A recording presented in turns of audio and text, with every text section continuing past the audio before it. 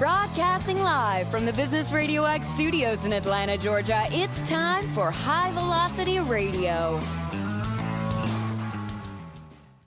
Welcome to Coach the Coach, helping business coaches deliver more impact in less time. If you're a business coach and want to help more people make more money and own your backyard, go to mybrxstudio.com. We are broadcasting live on the High Velocity Radio Show and the Business Radio X network.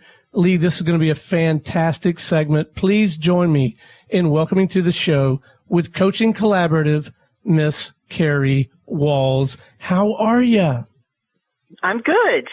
It's great to be here. Thanks for having me. Well, Kerry, before we get too far into things, can you share a little bit about your practice, Coaching Collaborative? How do you serve folks? I serve folks now all remotely. I've been in business 3.5 years, and I do one-on-one coaching with business owners wanting to take it to the next level, get out of a mom-and-pop orientation, executives, and communication with executive teams, as well as I coach coaches on being more effective in sales. Is that a hole you see in a lot of coaches swing, is the sales element? Like they're good at the coaching part, but they're not good at the selling part? Absolutely. And I think most of us are uncomfortable with sales. It has a bad rap, and we've all been sold to badly. So sometimes I think coaches really want to serve people, but they get uncomfortable about sales because they don't want to do to other people what's been done to them, manipulate, coerce, those kind of things. So helping people to learn to do that in an orientation that is around service and it's authentic, I think helps people be effective. Now, how did you kind of become comfortable with selling? How come you don't have those biases that some of the coaches have? Lots and lots of practice, just from being a small business owner a long time ago. And then I was in a firm and rose from an individual producer up to the CEO and was in charge of sales for the company. So I helped other people develop, novice coaches develop their sales ability and get more effective. And I really love sales. I'm one of those odd ducks who really likes to do it. And to me, it is the same as coaching. People hold it like a separate thing to do, but it's not. It's the same. It's the same as a session with somebody. Mm-hmm. And people hold it like they have to get someplace or they have an agenda, but it's really just listening to people, hearing what their concerns are, and seeing how you can help them. And if you're the right fit or not. I mean, that's what I find is that when you're talking to someone and you're just trying to help them, helping them might be, you should go somewhere else because they can help you better than I can help you.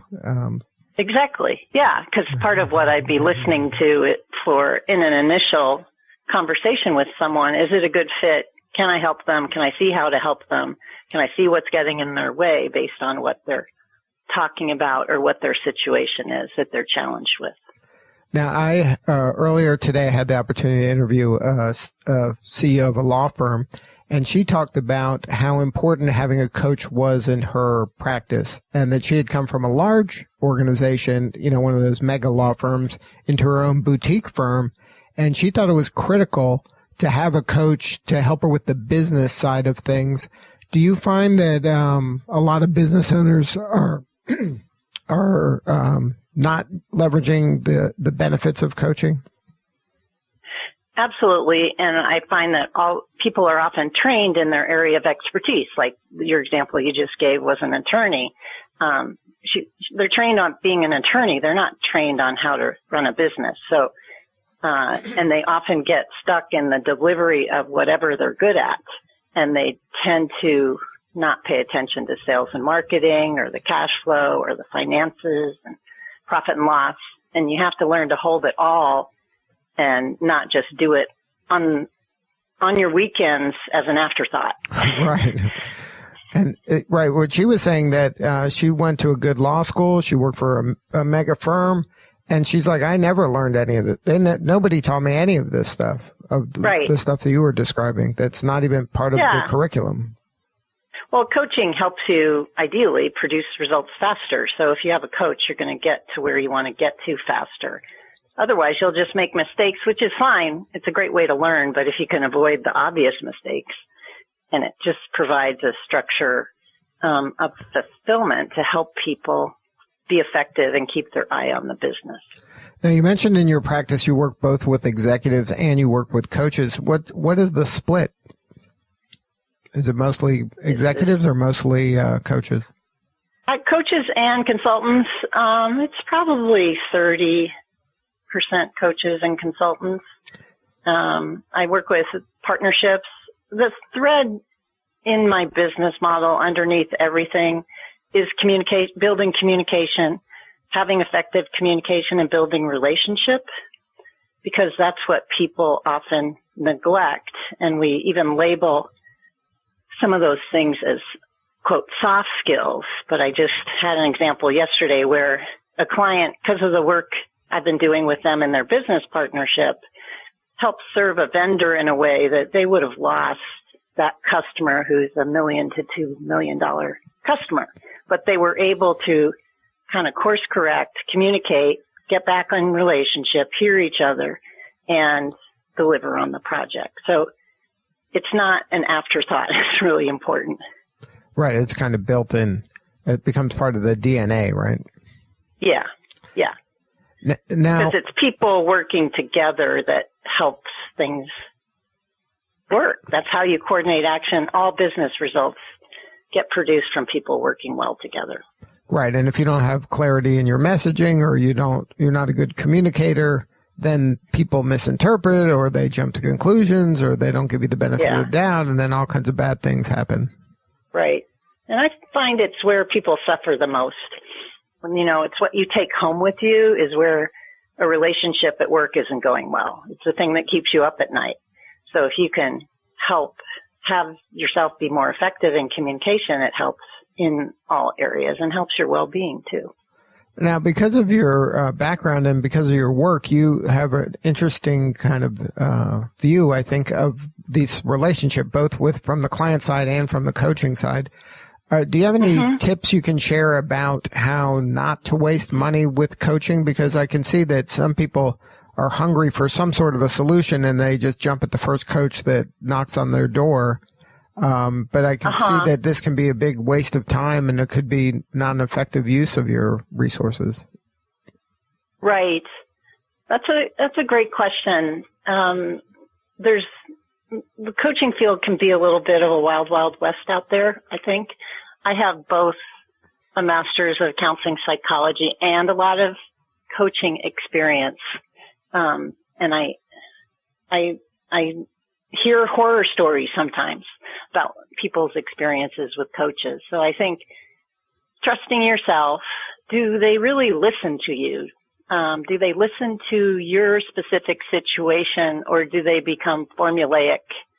Are they going through a spiel? Are they trying to pitch to you or sell to you really quickly without understanding your situation? That's generally not a good sign, because we're not categories. We're people. We're individual people with challenges that we want to address. So do you feel heard? Do they ask good questions? Do they spend some time building relationship with you so that they really understand you? And do they have a track record in the area you're wanting to produce results? Have they been effective? Can they give you examples and case studies like that? Now, do you what's your take on a lot of these kind of coaching methodologies that are out there? Or do you follow one of them, or do you have a favorite, or do you have some that people should avoid, or what's your opinion on, all of it seems like there's quite a few out there of specific coaching methodologies. Right. I'm not all the way familiar with them because I've been coaching for almost 20 years, and I was coached on the job by some really fantastic coaches and also from some not great coaches. So sometimes I say, my worst boss taught me how to be a boss. Some of my worst coaching taught me how not to coach. So I've have enough experience and mastery that I kind of pull the models that will make a difference with the client in the conversation we're having.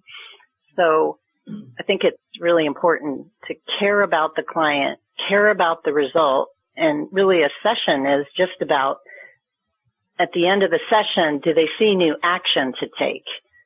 Do they, because when they come to you at the beginning of the session, they've tried everything they know how to do to produce a result, and somehow it's not working or it's not effective.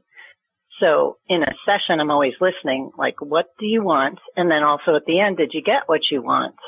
And do you see new actions to take that you didn't see to take an hour ago? Because that's my measure of an effective session.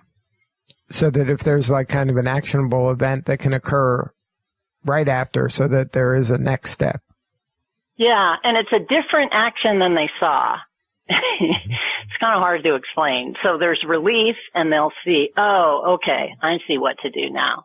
Whereas before, when they start, usually they're stuck or something happened that didn't go according to plan, or they might be upset, whatever it is. Now, in your background, you worked as not just a coach, but you actually were doing some of the work too. Like a coach, that's the difference, right? A coach is somebody who is kind of giving you kind of a path to go, but ultimately you have to kind of walk the walk, whereas a consultant is more hands-on and actually doing the work. Is there an overlap in your practice, or is it strictly kind of advice-driven? Well, I wouldn't say it's advice-driven. It's helping them produce the results they want. But you're giving them, you're nudging them, going in there and doing fixing it, right? Them. But you're nudging them or giving them the opportunity to self-discover where they should go and what path to go down. Yeah. Well,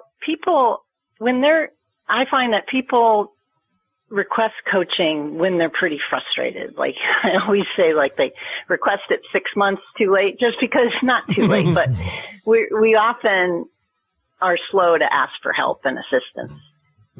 So by the time we do it, we're kind of desperate and like, this isn't working. So, it's important to hear what the results they're wanting. And they will have tried everything they see to do to impact the situation, but they haven't been able to. And the reason they haven't been able to is because their actions that are in their blind spot or out of their awareness, like maybe they're doing something in the relationship that's making it even more challenging than it should be, or they're doing something that's getting in their own way. So coaching is about kind of shining the light on the area that's out of their awareness, having a strong enough relationship with them so they can hear what I'm saying, because we don't like feedback sometimes when it's out of our awareness. And then seeing that if they approached it in a new way, they might create a different result. Can you walk me through, like, what's it like that somebody just gets on your radar, or they were told, hey, you should call Kerry. What does that first kind of initial conversations look like at the beginning of the coaching relationship? I do an initial complimentary call because I just want to understand their situation. If I have a chance before we talk, I'll tell them to think about a couple things, like where do they want to get to? Like what's their vision or their goals or the future they're trying to create? And then what are the challenges and obstacles that they're running into creating that? So I'll just listen and ask questions about that, probably for at least 45 minutes. I just really want to understand what they're facing and who they are and how I might help. And then they'll usually ask, okay, how do we work together? What's the format look like, or what's next? They often, if you listen really well, they just ask you that. It's not like you have to get them someplace or make a request. I mean, sometimes I'll say, do you want to know what's next? If it seems like a good fit to me. Mm-hmm. And then from that point, then you just do everything virtually? Like, do you use just the phone, or is it Skype? Like, do you prefer video where you can see their face? What works best for you? I do phone, and I've done phone for a long time. I switched Portlands from Portland, Oregon to Portland, Maine. Oh, wow. So I went all virtual. So that's a little bit of a different experience for me, but it works fine with my clients. I'm the one who misses seeing them most, but, so that's what I do. I usually have a very informal, it's not even a contract. After the first complimentary session, if they want to proceed, I'll just summarize what I heard, and I'll say, this is what we're working on. This is what you can expect. Just a little bit of the format and how to pay and all that. And then we proceed from there.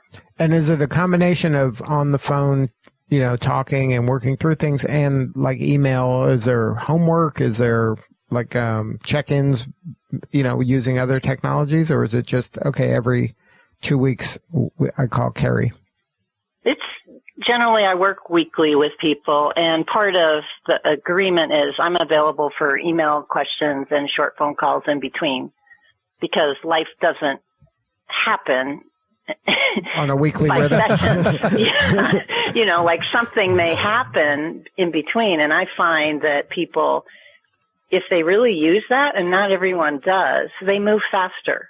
And I've never had anybody call too much or ask too much of me. So it hasn't been ever over the top.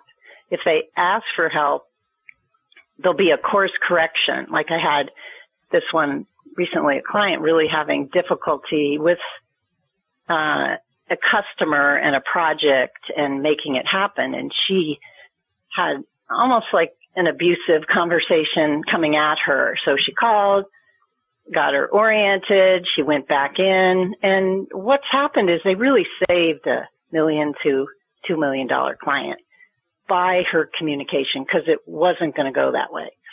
So her ability to ask for help in between, like knowing when it's gone south, then helped her produce a result that was unpredictable.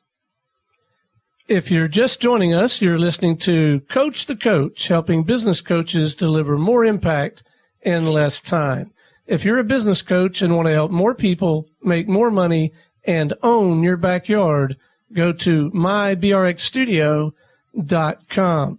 All right, gang, it's time for my favorite part of the show, which is where I get to ask a question that might help Stone be a better coach. Kerry, I'm not out in the open marketplace as a coach, but I do find myself wearing that hat here at Business Radio X as a mentor, a coach, a confidant, a springboard, something to help our studio partners, people who are part of our family and run Business Radio X studios across the country. I really do think I got over my first hurdle, which was feeling like, oh, yes, Stone, you really do have some specialized knowledge, and you should be trying to help these people. You know a thing or two about using this platform to help people make more money and help more people. So I got over that hump. Now what I'm finding, I do think I'm reasonably effective in short bursts over a beer, in a quick phone call, over an email. What I don't have, and you and Lee touched on this a moment ago, I don't have like this methodology, and maybe I shouldn't be looking for one, but I guess I am thirsty for a framework, or maybe it's just a handful of disciplines, some do's and don'ts to make that interaction, those exchanges with my clients, I'll call them, a little more structured. Should I be seeking that? And if so, any counsel at all that you might have for me on, framework, disciplines, do's, don'ts, rules of the game kind of thing, that would be great. Okay. Well, I think, related to your methodology question a little bit ago, I think sometimes the methodologies get in people's way. So I don't think it's a drawback that you don't have one. I think it's most important, especially at the beginning, is to build relationship. And relationship, to me, how I describe it, is a 3-legged stool. One of the legs is trust, one is respect, and the other one is shared purpose. So if any one of those is short, the stool falls over. So you really want to build relationship first and build trust, respect, and like, why would they be interested in what you're promoting and vice versa? How does shared purpose, how does that help them? How does it help both of you? How is it a win-win? So that's the most important thing. And, people often go into like the offer or something like that way too soon. You got to build enough relationship so that people are interested, and do that for a while. Well, because then they'll trust you and be more and more interested in what you have to offer. I find everywhere people sell or go into that agenda way too, not like you should ever go into an agenda, but they just go too soon there before they listen. Listen first. Build relationship. Listening is the best way to build relationship. Be really curious about them, their operation, what they want, and then you can hook it up with what you're doing. Well, does that help? Yes, it does help. And in a lot of ways, not the least of which is it makes me feel a lot better about not having this magic methodology or 7 steps that we have to go through on each call. Because it does feel pretty organic. So I'm going to quit worrying about methodology. Okay, that sounds always a good idea. If it's formulaic, it lands formulaic to the client, the customer, the person you're talking to. It's not authentic. It's not real. And then that doesn't build trust. So if you actually care about the people, you care about what they're doing, you care about helping them, you'll have more business. Well, thank you for that, because I'm feeling pretty blessed, because I do feel like that, I do think I have that relationship with all 8. I said we had 9. We're one of the 9, Lee and I. So, but I do, and so I'm getting the sense that going after and trying to make this too structured could actually, I could lose ground on the relationship front that we've already gained, because we do trust each other, we do respect each other, and we do have shared purpose. So that makes me feel a lot better. Thank you. Yeah, sure. Well, I think it's important to, and then on top of that is to consistently provide value in what the interactions are. So what you're doing really helps them, because I think that's the other thing. There's a lot of stuff out there to help coaches, business coaches, find prospect, like through LinkedIn, done for you programs. I get like 4 or 5 every day, saying I can help you build 6-7 figures, blah, blah, blah. But if you prospect and you have potential without providing value, they won't last. So it's like, really, how do you consistently buy value, create value, and have what you're offering pay for itself and help them do better at what they're doing? Good stuff. Well, Kerry, I'd like to know about the name Coaching Collaborative. I sense that wasn't an accident, that you spent a lot of time deciding on that, and I want to know the thought process behind choosing the word collaborative. That's a good question. I really value collaborating with my clients. I don't have the answers. I'm not giving advice. I really hold them as the expert on them and their businesses. So it's a collaborative process.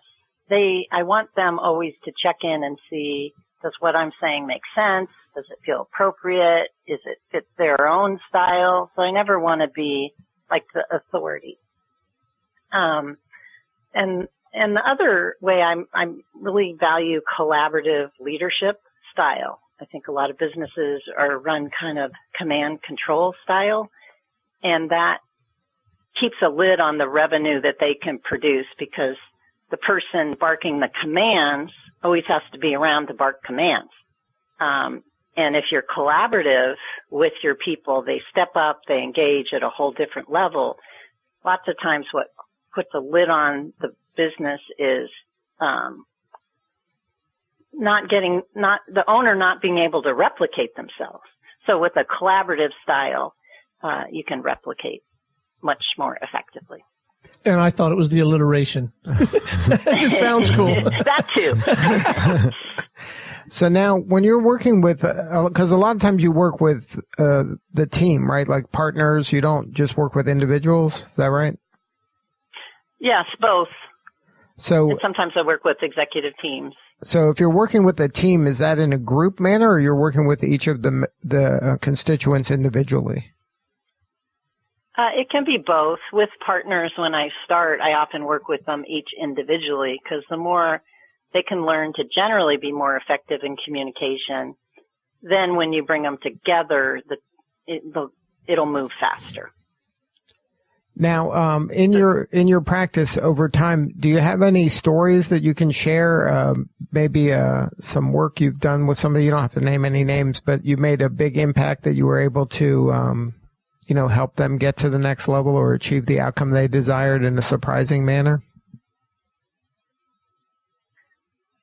Good question. I just gave that result. It kind of keeps in my head this recent one this week with that person. I have a, let's say, consultant who had a bad hire and then got kind of gun shy about hiring. And really, to take her business to the next level, she really needed to hire and be able to have employees think the way she did, have all this orientation how she does, so she'd look at it. So I'm just helping her hire so she can grow, pick the right person. And she had no training program either and often business owners don't realize how much gold they have inside of them. It's just like the water they swim in. They just think, oh, everyone thinks that way. So the other thing we do is kind of extricate the gold out of her. So it's in writing, it's in video. Other people can learn it. So, and there's some sort of plan to do it. So they're moving in that direction and really want to make an impact on their entire field.